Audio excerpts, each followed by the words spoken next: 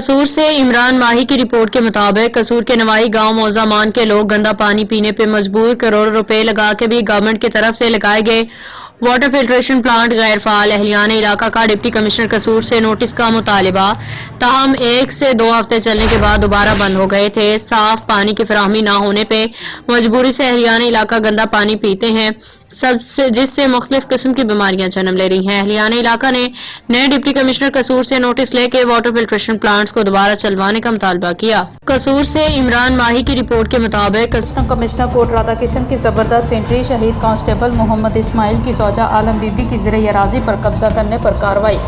Modern और blouse housing society cell और हल्का पटवारी मोहम्मद नवीद को सस्पेंड कर दिया।